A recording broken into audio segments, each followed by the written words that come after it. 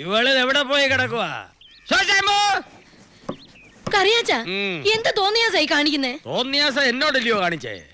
എന്റെ ഫൈനാൻസ് കമ്പനിക്ക് തിരിച്ചടക്കേണ്ട കേട് ഒരു ദിവസം വൈകിയാൽ ഇവിടെ വന്നിങ്ങനെ ഇരിക്കും, പിന്നെയും വൈകിയാൽ അകത്ത് കയറി ഇരിക്കും, പിന്നെ കിടക്കമുറി കയറി കിടക്കും. അടുക്കളയിൽ കയറിയ പിന്നെ കറിയാച്ചൻ ഇറങ്ങുന്ന പ്രശ്നമില്ല.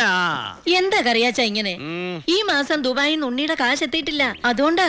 നിങ്ങളുടെ മുടന്ത ന്യായങ്ങളൊന്നും എനിക്ക് കേൾക്കണ്ട ശോശാമോ. എന്റെ അമ്മയുടെ പേര് ശോശമെന്നൊന്നല്ല. അതെനിക്കറിയാമേ. ശോശാമെന്ന് എന്റെ പെണ്ണുമുള്ളയുടെ പേരില്ലയോ? ഈ തിണ്ണയിലിരുന്ന് ആ പേര് വിളിച്ച് ശീലിച്ചില്ലേ, കുഴപ്പമാ.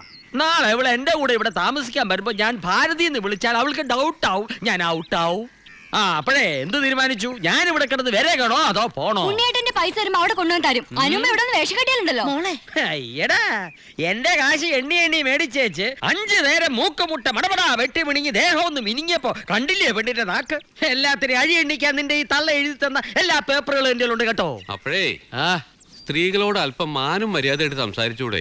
എന്നതാ അയാൾ എണ്ണ തേച്ച് ഗുസ്തിക്ക് വരുവാന്നോ? പുതിയ താമസക്കാരാ. വാടകക്കാരോ?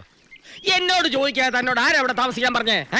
ഇത് എന്റെ പേര് കിടക്കുന്ന വീടും വാസ്തുവാ. ഇവരെ എന്റെ ഔദാര്യത്തിലാ താമസിക്കുന്നേ. 2 ദിവസം കൂടി സമയം തരും കേട്ടല്ലോ. ഇപ്പൊ ഞാൻ പോവാ. ഈ സ്റ്റാൻഡേർഡിന് എന്നിൽ നിന്നും പ്രതീക്ഷിക്കണ്ട. ഇനി വരുമ്പോ ഞാൻ തറയായിരിക്കും. ഇതിനേക്കാളും വലിയതറിയോ? തത്തറ.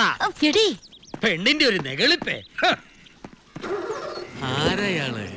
എന്താ ഭാരതീയമേ ഇയാളുമായിട്ടുള്ള പ്രശ്നം? കുട്ടികളുടെ അച്ഛൻ ഒരു സോപ്പ് കമ്പനി ഉണ്ടായിരുന്നു. ബാങ്കിൽ നിന്നൊക്കെ വലിയ ലോൺ എടുത്ത് ആ കമ്പനി തുടങ്ങിയത്. നഷ്ടത്തിലായിരുന്ന കമ്പനിയില് തൊഴിൽ സമരവും കൂടി വന്നപ്പോ അത് പൂട്ടി. ലോണ് തിരിച്ചടയ്ക്കാൻ പറ്റാത്ത അവസ്ഥയിൽ ജപ്തി നടപടിയും കൂടി ആയപ്പോ ഈ വീടിന്റെ ആധാരവും ടീച്ചറായിരുന്ന എൻ്റെ ജാമ്യവും ചെക്കും ഒക്കെ കൊടുത്ത് കറിയാച്ചന്റെ കയ്യിൽ നിന്ന് കാശ് കടം വാങ്ങി. അത് പലിശയും കൂട്ടുപലിശയായി പെരുകി പെരുകി തീരാത്ത ബാധ്യതയായി.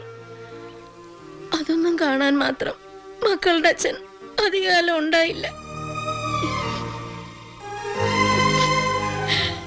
ഇപ്പൊ എന്റെ മോൻ ദുബായി കിടന്ന് കഷ്ടപ്പെടുന്നത് മുഴുവൻ ഇയാളുടെ കടം തീർക്കാനാ.